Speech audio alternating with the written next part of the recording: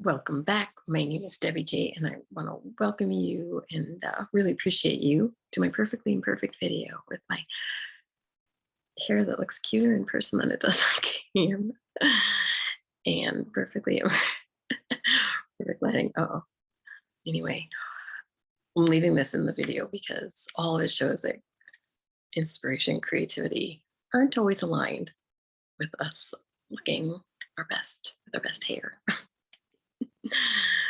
And the message is more important than the messenger. In this video, I want to share with you something I shared in one of my original videos about of movement, of noticing. This has to do with what I learned from flipping off an unmarked officer more than once, but it was the time I got pulled over. Oh, no, let me clarify that. I didn't flip off officers more than once.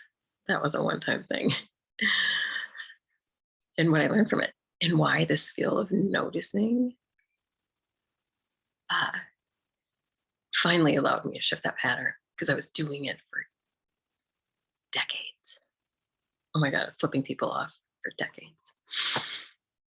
All right, so welcome. And I want to honor you no matter where you are on your journey. And this is a journey of noticing. It doesn't add anything to our to-do list and doesn't require us to change anything.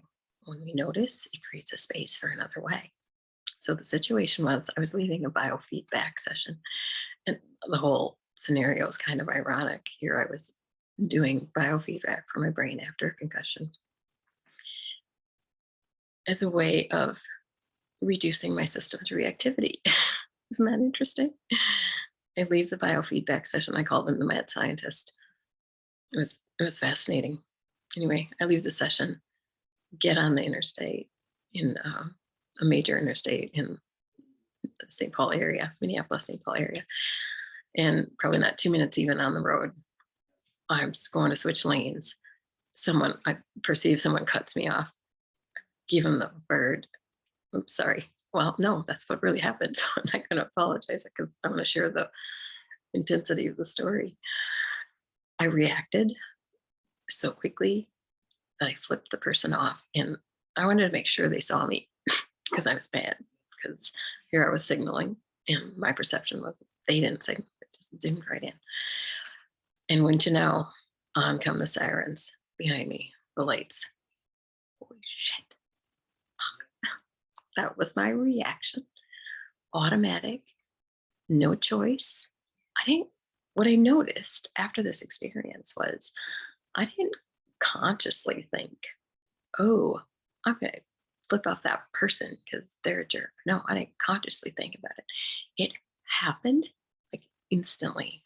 I'm not saying that as a way of escaping responsibility, not at all, because I'm responsible for what I do, whether it's reactively, without choice, or intentionally doing it. For example, if someone throws a ball at my head and I don't see it and I duck, like see it like the last second or whatever and duck, I didn't consciously think I'm going to duck at this ball coming. It was a reaction, automatic, no choice. And Dr. Darren helped me really see that if it's a reaction, there's no choice, so there's no shame. So then it allowed me to look at it like, well, let me finish telling the story. So then she pulls me over because she walks up to the car. She's like, "Ma'am, what are you doing?" And I had watched Lynn Twist tell a story about what happened when she got pulled over for texting, and that was in the back of my mind. I'm like, I'm just going to tell her the truth. And I said, "You're right. That was really dumb. I apologize. That was not a cool thing to do." I go, honestly, I was signaling and I was going to turn into the lane. I'd started moving, and then all of a sudden, my perception was that you switched lanes with no signal, and I reactively did that, and I apologized. That was not cool, and I want to learn to not do this again. And I think she was very surprised by what I said, and she's like, "Well, okay, but just don't do it anymore because there's crazy people out there. Like not me, but there's a lot of crazy people out there." I'm like, okay. And then she turned around and left, and I got back on the road. and lesson was learned because that was what I really noticed. Okay, This has been happening for a long time. And why do I do that? Why do I reactively? What's going on? The reaction I noticed was coming from a place of fear. In that moment, I was scared. I was in fear. And that was my outward reaction. Like, huh, that's interesting.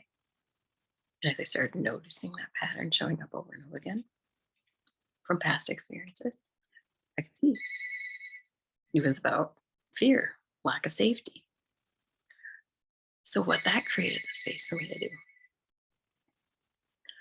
was to notice when I was feeling the urge or the impulse because someone was too close to me, or I wasn't comfortable with how someone was driving, or if there's too much traffic, or whatever, I would decide to do something different. I'd either pull over and let the person go by, I'd pull off the road and take a less busy route.